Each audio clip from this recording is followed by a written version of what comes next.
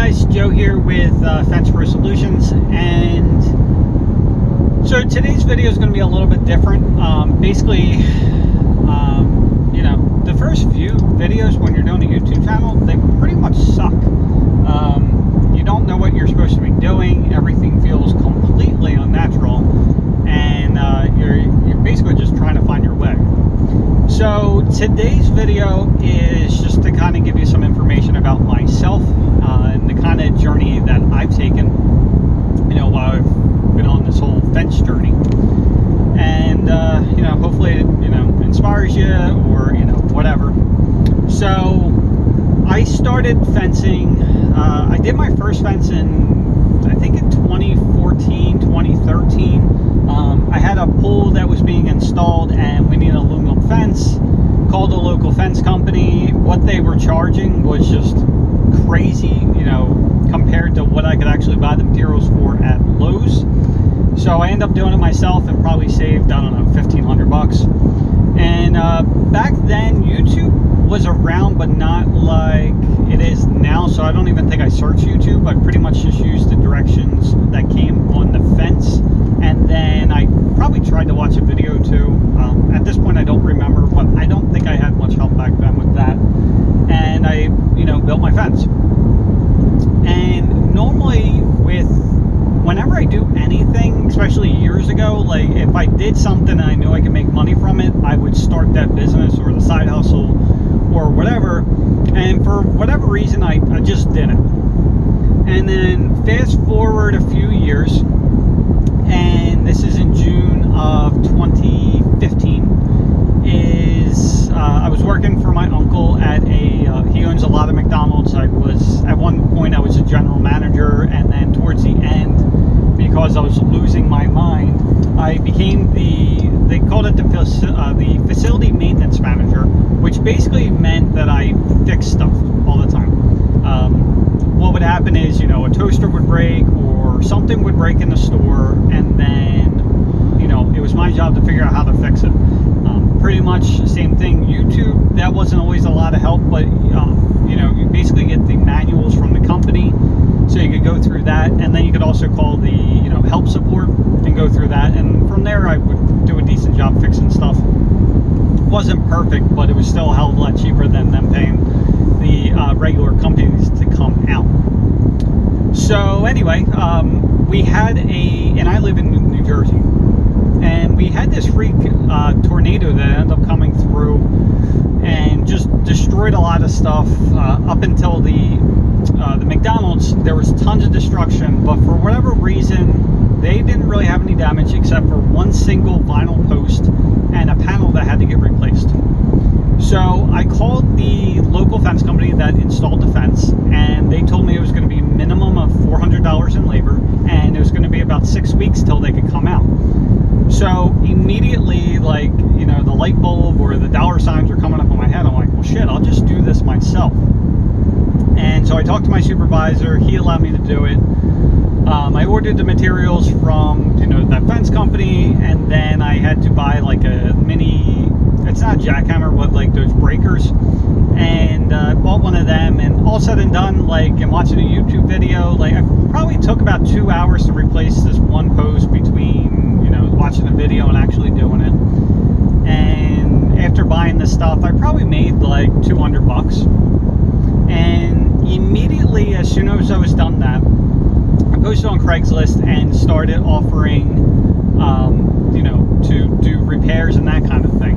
And luckily, because we had the tornado, there was a lot of damage, so people needed stuff fixed, and that basically allowed me to kind of figure out what I was doing before, I really did any installations. So that was nice.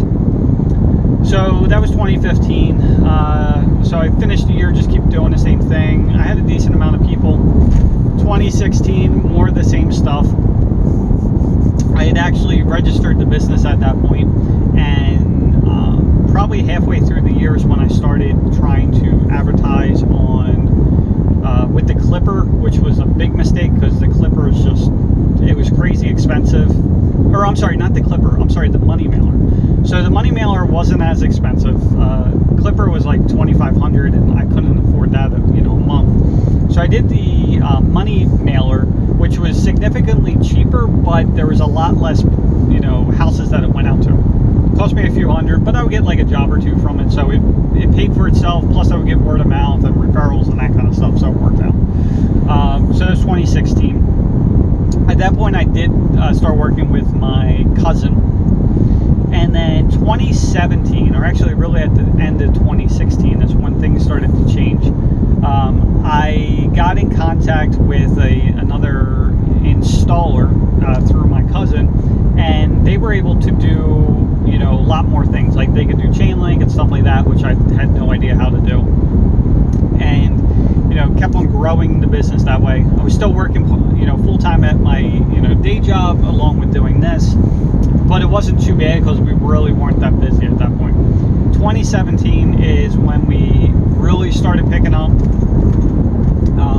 because 2016 I think we did like 250,000 in sales, and 2017 we ended up doing like 500,000, yeah, like 500 something. So back then it seemed like a huge deal just because I was still working 50 hours a week at the day job, and then I was doing all this on my off time. So we did that. 2018 I ended up quitting my day job because we were busy enough. Actually, I wasn't even busy enough. I think I quit in April or May. I think I gave my notice in April and then left in May. And that was probably the greatest day of my life, greatest and scariest day of my life. The reason why I say that is because I hated that job with a passion. It drove me insane. I hated every minute of it. Almost lost my marriage because I was just an asshole. I was always working. Even when I was home, I couldn't really be mentally there because I was so stressed out with the job, and plus being the general manager, I was constantly getting phone calls. So there was that. So that was the greatest. But then, the scary part was obviously like I didn't have anything to fall back on. And looking back, that was the best decision I could have ever made because one, my sanity is worth more than any kind of money. And two, I realized that for me, I'm very motivated and very hardworking, but to really get to the level I need to be at to really get going, I need my back against the wall and basically there to be no way out unless I'm the one that's going to dig myself out of the hole and, make things happen. Similar to that story, how I forget the general, but he burned all his ships, or they burned all their ships, so there's no other choice but to win, and of course they won. Rest is history. So that was great. Along with that, I decided to, for whatever reason, to start getting my own vinyl in stock. So I started putting out $30,000-$40,000 out of the shop, which back then I really didn't even have. I was kind of like floating money back and forth. And so we were dealing with assembling our own vinyl, which I really had I should have never did it. Because the previous year, 2017, we did about 550,000 in sales. 2018, because all the advertising, everything else I did, we ended up doing it was like 1.2, 1.3 million. So we almost tripled the sales. Then I had this vinyl on top of it. I had bought a warehouse in the end of 2017, and it was a mess. I was working 80 hours a week. My wife was working 80 hours a week. My son that time was probably he was 6. So he's 6 years old. When he's done school, he's going to the warehouse. He's in there till 8 o'clock, 9 o'clock at night, every single night. I worked on the weekends. It sucked. But it is what it is. 2019, of course, and throw in all kinds of employee issues and everything else. Like you would think everything's fine, but it wasn't. Everything, like literally there was an issue every single day, multiple times a day, like constantly putting out fires. It was a wreck. But the sales increased. Well, we still weren't making really any money because I was putting all that money back into the business or because of more employees or whatever else. 2019 is when we really started figuring everything out. I hired one key employee that was able to start doing all the quotes for me. So instead of me doing quotes all 80 hours a week, I had someone else doing that kind of stuff. And things started getting a lot better. For the year, I think we had 1.4. We hit 1.4, which is great. So we had a decent increase. But on top of that, we were able to. I was able to not really work as much. By the summertime, I wasn't really working at all. I was probably working 3 to 5 hours a week, and that was about it. Which is nice, but what was happening is, I never had a great handle on money. So, you think you have all this money because you have all these deposits and everything else going in during the peak of the season. And then, come August, I remember my wife telling me, it's like, we don't have enough jobs booked. I'm like, yeah, we're fine. We weren't fine at all. Because what was happening is, we had all those deposits, but, my labor and my materials was probably like 60%, 70%, and my profit was only 30%. So even though I had their deposit, what happened is I had all that money, but as the job started getting done, if the deposit, the rest of the final payment was $4,000, well, I owed my employees and I owed the supplier like $5,000 or $5,500. So there was, you think you have all this money, and then you're like, oh shit. Plus, on top of it, we really didn't even have enough jobs booked. And it was because I didn't keep my eye on the ball. I was so intent on not working that I just enjoyed the summer. I was down the shore and I was living the life. So it was a wreck. Looking back, I was just looking at the numbers recently, but for July and August, we only had $80,000 and $90,000 worth of sales booked for the month, for those 2 months, which is nothing. You know what I mean? So live and learn. Once we got back in September, got back to the house, and all hands on deck. Me and my wife jumped in, and she started really selling the jobs. I went in and started doing the quotes and everything else again, just because we couldn't afford to be spending all that money, and we made it through. So 2020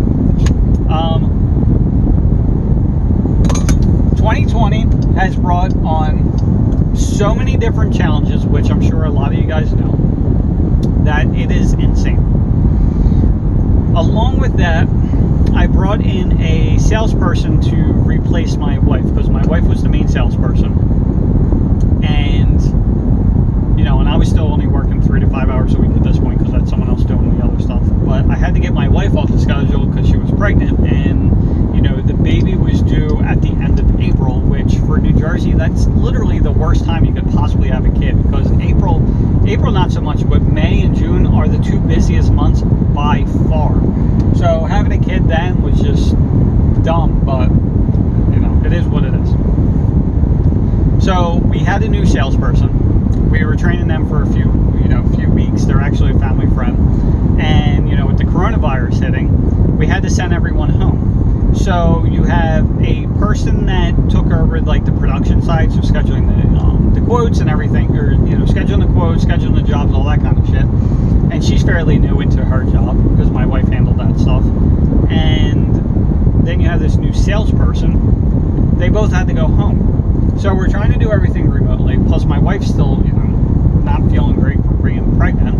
And with me, I can't really get involved because 1, I'll get yelled at, and then 2, I just don't know what the hell's going on with the day-to-day operations.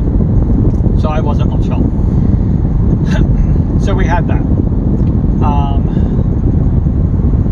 trying to think. May, after having the kid, or the baby, we end up selling $300,000 worth of jobs, which was a record for us.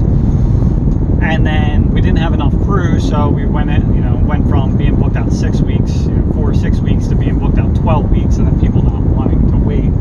Plus, we kept on raising our pricing because everything else was going up, and people just didn't want to wait. So we had those issues. Anyway, it's September now. Long story short, we got through the summer. we end up hiring subcontractors, which was the best thing I could have ever done. They do cost me more. I do pay more than anyone else in the area, but I've gotten this 2 really good subs at this point, and they are phenomenal. The one's trying to do his own thing, so we don't use him as much, but the other one, like, we already talked for 2021, you know, full steam ahead. But we are knocking things out. You know, we can on average do anywhere from, depending on weather, but 250,000. But we could probably, with everyone on deck, we could probably do up to about $400,000 worth of installs in a month if we need to. So we, at this point, we have the production side where, you know, the goal for this year, and I'm sorry to go backtrack. So what we're looking like this year is we're probably going to hit, depends on the sales volume. So if we what I did is I took exactly what our installs are scheduled so far, you know, for the year, and at this point we're booked till like the second week of November, and I just took from the second week of November last year till, you know, the end of the year last year and put those numbers in.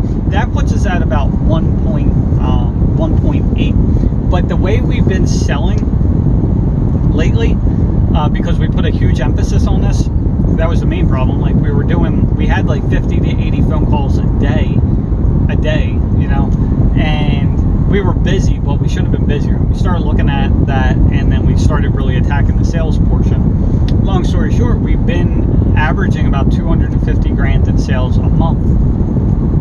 Whereas last year, you know, this time of year, we were only at like 140 and then 130 and 120 for the last 3 months of the year. So if we continue to pace, we're probably going to hit 2 million. We might hit like 2.1, 2.2, depending on what happens. But as of right now, we'll probably hit like 1.9-ish. I mean, I'm sorry, 1.7. But I fully expect to be closer to the 2 million mark. Anyway, so at this point, we have the production side for next year. Like I said, we're working on the sales side for this year. So my goal for next year, my ultimate goal is to hit 3 million. And I really feel like we're going to hit that just because of all the emphasis that we're putting into the sales and then from the production side. Key things that we did this year that really helped is, one, we're on systems. It's not like today we do this, tomorrow we do it this way. Like, it's all the same way. So, you know, if you don't have stuff documented, Google Docs is very easy to use. You know, put all your shit in there. And what I do is videos for everything. So you basically do the video, you upload it into Google, and then for your handbook, you know, whatever it may be. If you're trying to put a person into the system, how to install a job, how to do this, how to do that, whatever it may be, you basically do a video for it, and you upload that, and then you take that link and put it into your Google Doc. So, like, you know, how to add a customer. Click on here, you see the video, and it shows exactly how to do it. You can do written instructions as well, but most people don't read them, and at least the video is a, you know, step closer to them being, you know, like you being with them. So that was a big thing.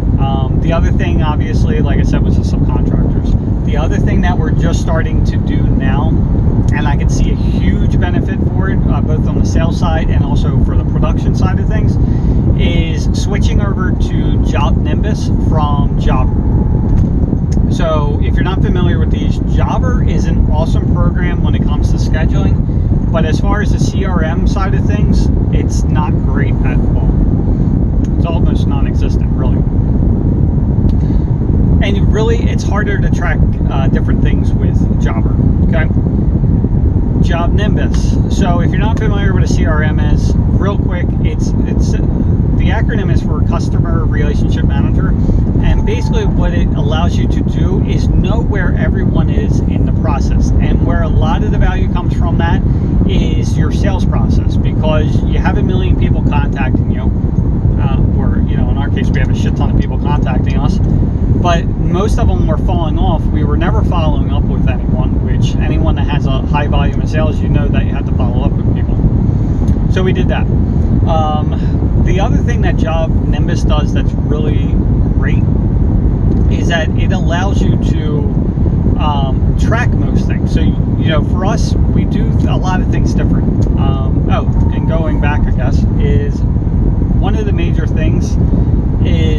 no longer go out to quotes at all, unless they're paying us. So the process for us is they call or they go online and get their price online. After that, they're going to call and talk to us, and then we can give them a very accurate, like 95% accurate quote over the phone. At that point, if they want to move forward and have us come out to look at the property, we charge them $75, but that gets rolled into the price of the job if they move forward, and at that point, they book the job. So we went from doing 60, 70 quotes a week down to 10, booking the same amount. So if you don't do that, I would highly suggest doing that. But anyway, the reports in Job Nimbus are allow you to track all this stuff. So we know we can track how many consultations, $75 consultations, that we book in a week, for the day, the week, and the month. We know how many sales we booked for the week, the week and the month. We know how many jobs were completed, like the value of the jobs that were completed for the week and for the month.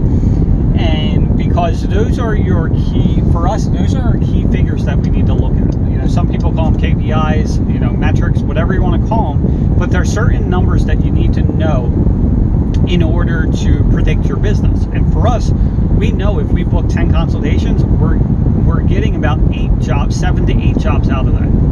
You know, it just happens because the way we do things.